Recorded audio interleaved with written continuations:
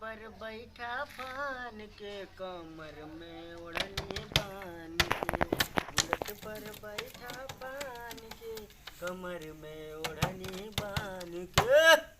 अरे यार गजब। भाई कैसन मजा आ गई। गणिया पे धैला तोड़ दो गोड़वा मार, गणिया पे धैला। हाँ धीरे टूट जाते पा हैं। भर तोड़ गाड़ी। अरे मर्दबा इतना तो हमने स्कूल में एंजॉय करे इतना मजा आ ना, हंस एकदम पगला जाइले सारे के। कहिया से स्कूल जाए लगले? अरे इतना आज सबसे तेज लड़का हमें भाई। अरे दूसरा से तो स्कूल बंद है।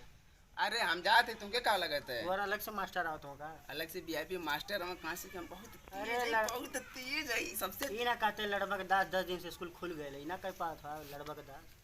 अच्छा ठीक है, तो का बता तो बताओ। चल बता बता। छोड़ जा दे। बताएंगे तो लोग लड़बा को यहाँ खाली गाना बजाना करता है, को सबसे तेज हम तर्राक लड़का बन गए पढ़ पढ़ के। अच्छा तू चला खवा, मार तेज। का बता चला बता। खवा, और कहता ना चला खवा। सबसे नंबर सवाल 1। पूछे बताइबा। चार्टे पूछा, चार्टे बताए। स्कूल में एक मास्टर एक सवाल पूछिए ना, ओकर दू बार से बता दे। चल पहले बता, पहले मुर्गी आल की अंडा है बता। चला खाए तो बता। दिनेश हां चल किया कुल गाड़ियां माल गई। दोनों है। कैसे दोनों? दुकानिया पर से अंडा और दरबा में से मुर्गिया। हम देखा, सुनो सुनो पहले हम दू। कैसे दुकानी पर से? अरे महाराज तुझसे कहिला ना, एक मास्टर पूछे ना, फिर दू सवाल दू अर्थ बता देला। हाँ, पहली बार दुकान में देबा 5 रुपया देबा, हाँ, एक ठंडा तुरंत मिली। अच्छा अब मुर्गी के दरवाजा सब खोलबा, निकली, फिर अंडा मिली। तो अंडा कौन देला? मुर्गिया। अंडा कहाँ से आयल? दुकानिया पर से। वाह यार, सही में तो टैलेंटेड ये लड़का मतलब है। तेज है। हाँ, अच्छा कुछ talented। चीज जाने ले? कूल यार भाई तू साहब। पूछा देखा सवाल। गड़ी तोड़ी जाने ले कि ना? मैथ में तो एकदम फुल फाइनल। अच्छा तो अच्छा ठीक है, हमारे सवाल का जवाब दे। Sine theta cos theta cosec और सेक टेन का एकर तनी बता तो हुआ वाला।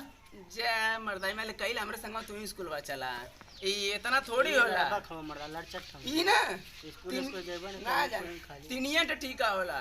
एक ठे अंग्रेजी, एक ठे बियर, हाँ? एक ठे देसियावा। तीन बक बक लंडर का इनका। ठीटा की बात हो रही है बेवकूफ। ठीटा ठीटा ठीका ना।